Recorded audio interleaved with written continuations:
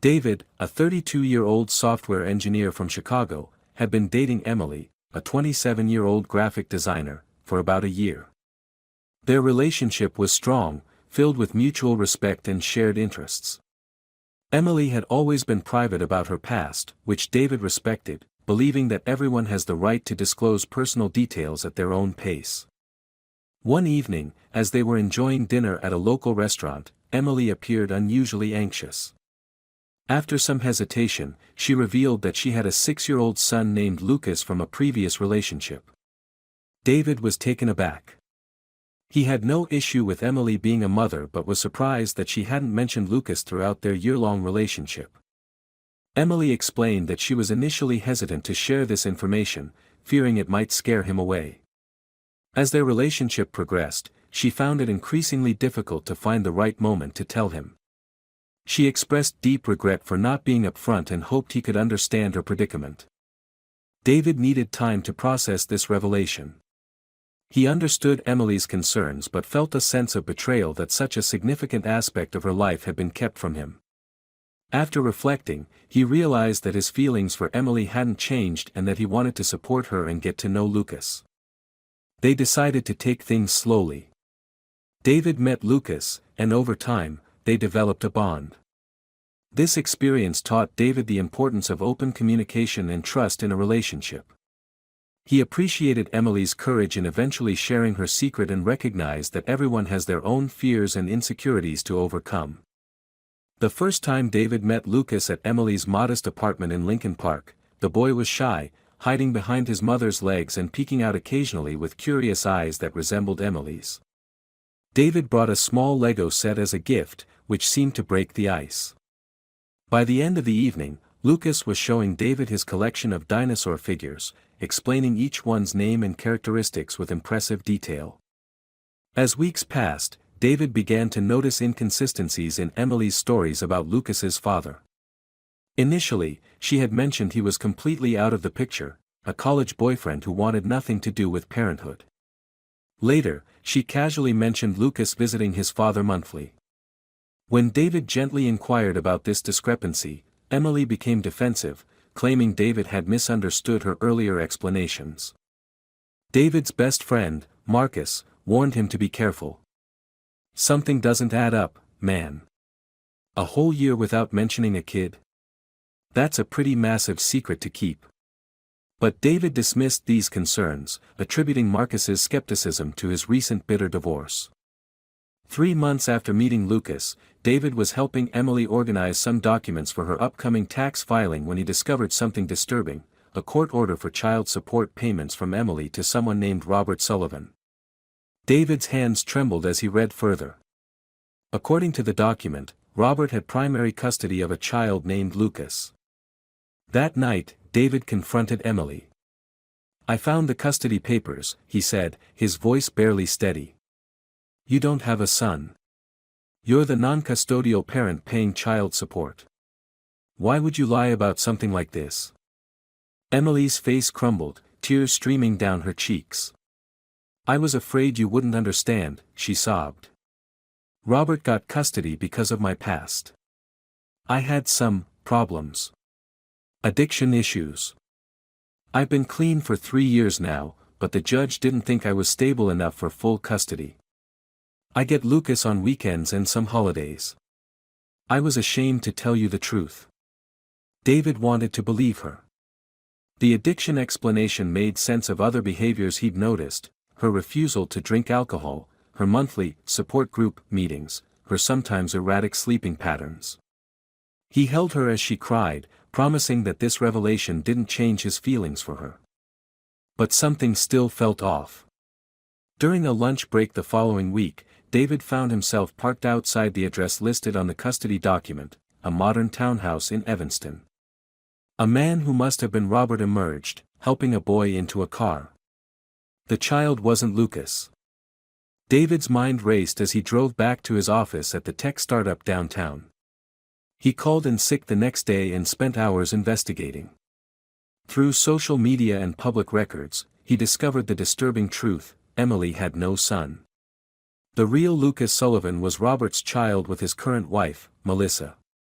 Emily had briefly dated Robert years ago before he met Melissa.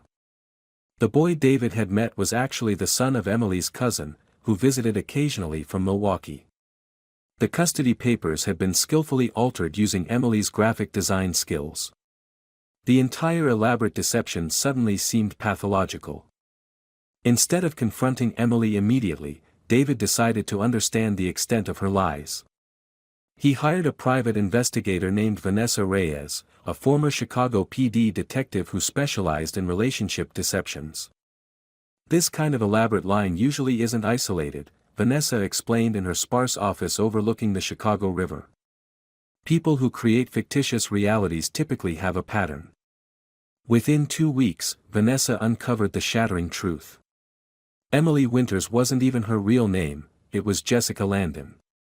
She had a history of assuming new identities and entering relationships under false pretenses. There were at least 3 other men in different cities who had similar experiences with her. One had lost nearly $50,000. Another had been manipulated into selling his house and buying a new one with her, only for her to disappear with the profits when he discovered her lies. "She's what we call a relationship con artist," Vanessa explained, sliding photographs across her desk of the same woman with different hair colors and styles, standing beside different men. "She doesn't seem to be in it primarily for the money. The psychological manipulation itself appears to be her main motivation." David felt physically ill. Every memory of their relationship was now tainted, every intimate moment called into question. The woman he thought he knew, the woman he had grown to love, didn't exist. Rather than confront Emily, Jessica, directly, David began meticulously planning his response. If she could orchestrate such an elaborate deception, a simple breakup wouldn't suffice. She would simply move on to her next target, her next victim. David wanted her to experience the same psychological devastation she had inflicted on others. His plan began with subtle actions. He changed his passwords and secured his financial accounts. He started mentioning a fictional inheritance from a distant uncle that would be coming through in a few months.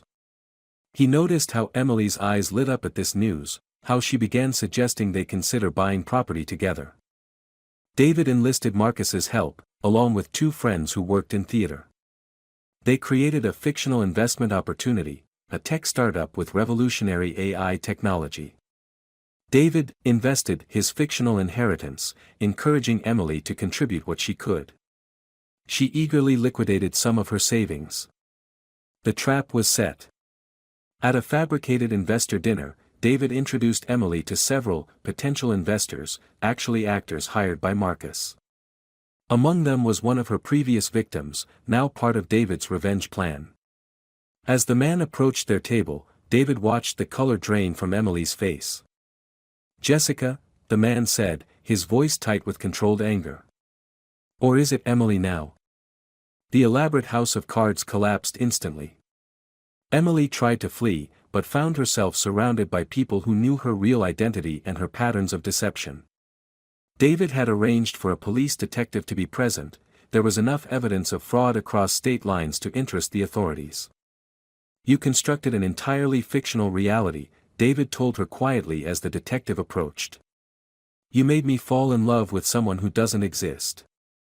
Everything, even the child you claimed was yours, was a calculated lie."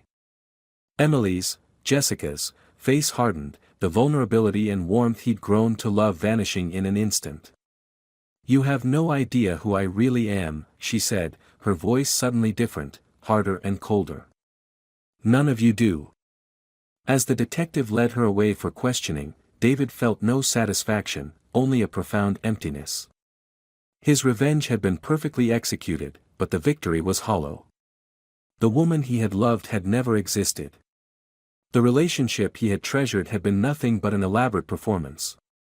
Months later, as Jessica awaited trial for multiple counts of fraud, David received an unmarked envelope at his apartment. Inside was a handwritten note: "The game isn't over. The Lucas you met is real, just not in the way you think. Some lies contain deeper truths. I'll find you when the time is right." David stared at the note, a chill running through him.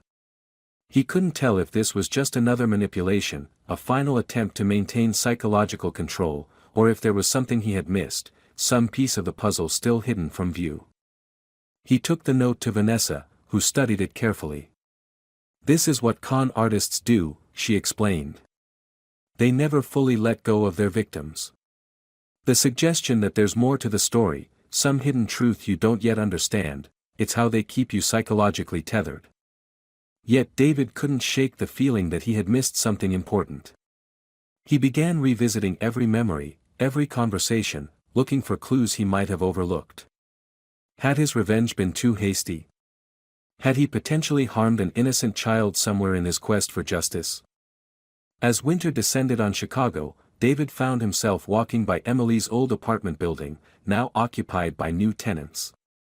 The revenge he had orchestrated had exposed a criminal and potentially prevented future victims, but it had left him hollow, still searching for closure that seemed eternally out of reach. His phone buzzed with a text from an unknown number, "Look up."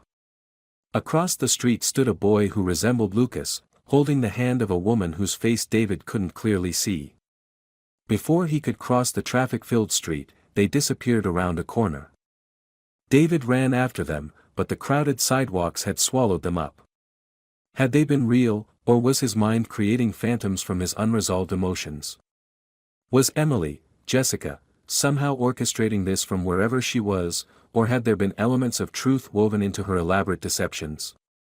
Some questions, David realized, might never be answered.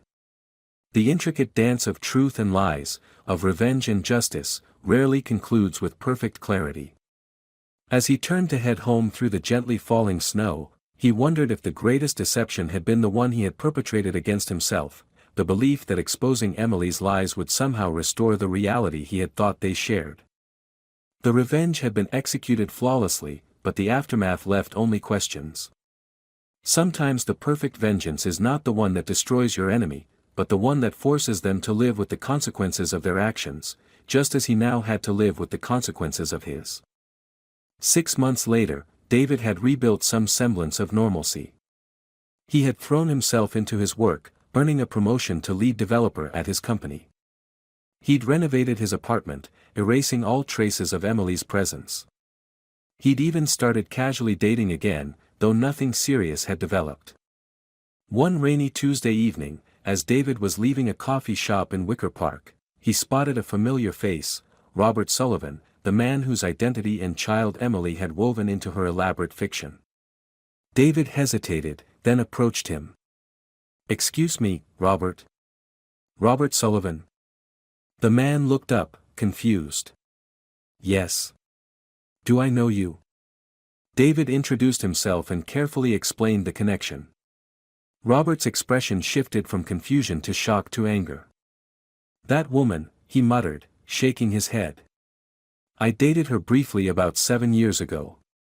It was nothing serious, maybe 3 months tops. When I broke it off, she became unstable. Started showing up at my workplace, calling at all hours. I had to get a restraining order." David nodded, the pieces falling into place. "And your son, Lucas?" Robert's face softened. "My pride and joy. He's 8 now. But how did she know about him?" "We had broken up long before my wife was even pregnant." "She must have kept tabs on you," David suggested. "Social media, perhaps." Robert ran a hand through his hair, visibly disturbed. "The thought of her using my son in her lies, it makes me sick." "Is she still in Chicago?" David explained about the arrest, the pending fraud charges. "Last I heard, she took a plea deal. Minimal jail time but mandatory psychiatric treatment." They parted ways after exchanging numbers, two strangers connected by the same manipulative presence in their lives. As David walked home through the drizzling rain, his phone pinged with a notification from the private investigator, Vanessa. "Found something you should see. Can you come by the office tomorrow?" The next morning, Vanessa spread several documents across her desk. "I kept digging into Jessica Landon's background, and I found something interesting. Before she was Jessica, before she was Emily, she was Catherine Porter from Portland, Oregon. David studied the old driver's license photo. It was undeniably the same woman, but with a hardness in her eyes he'd never seen in Emily.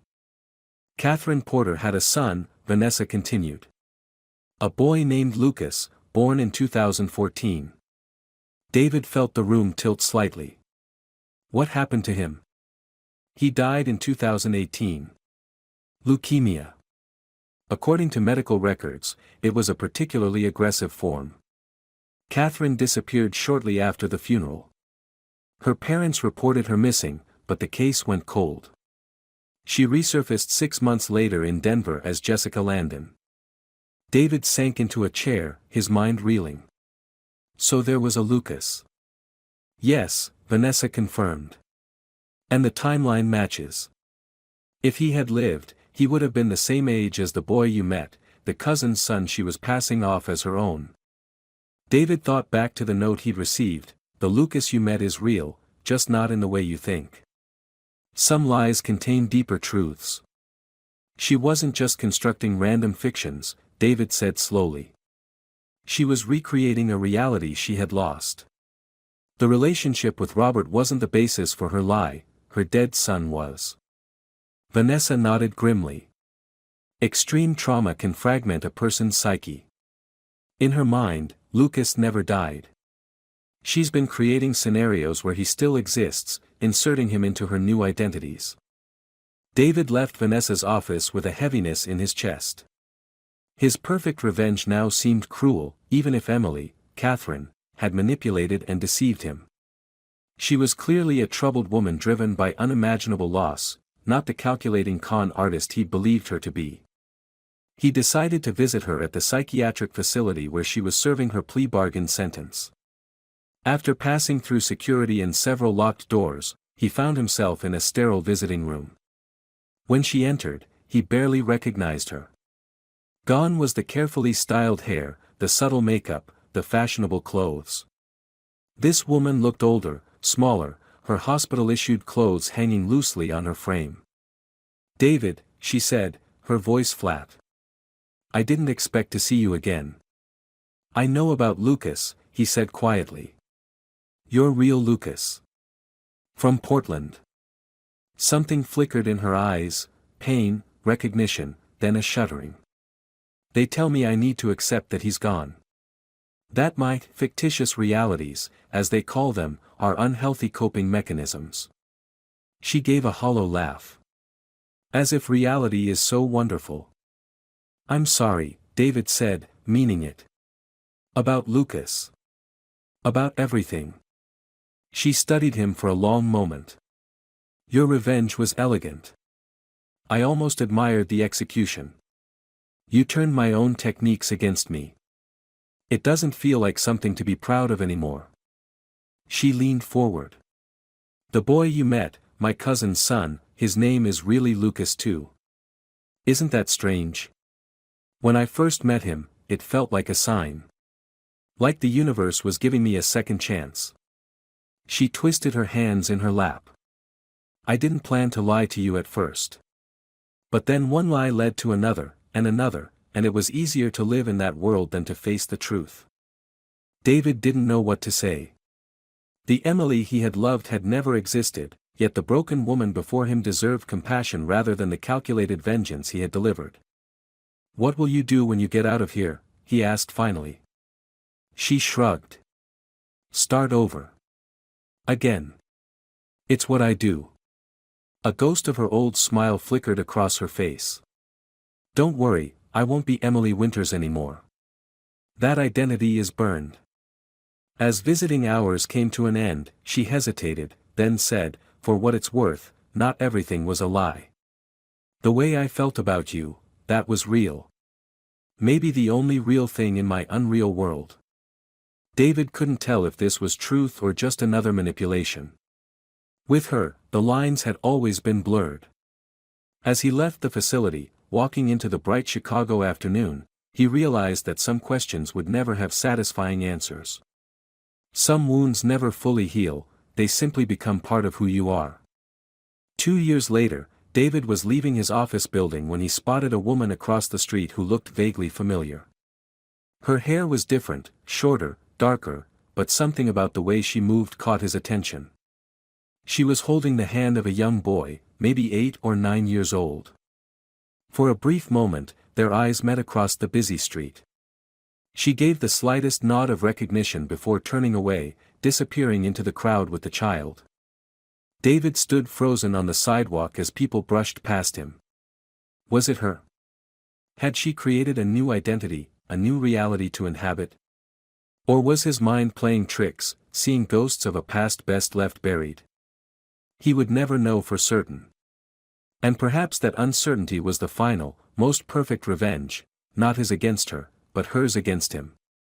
The seeds of doubt she had planted would always remain, tiny questions that could never be fully answered. As he continued his walk home, David realized that the most elaborate deceptions are not those we perpetrate against others, but those we allow ourselves to believe. The stories we construct to make sense of a chaotic world. The lies we tell ourselves to ease the pain of truths too difficult to bear. In the end, Emily, Jessica, Catherine, whoever she really was, had given him an unexpected gift, the understanding that reality itself is fragile, constructed from equal parts truth and fiction, memory and imagination. We are all, in our own ways, unreliable narrators of our own lives.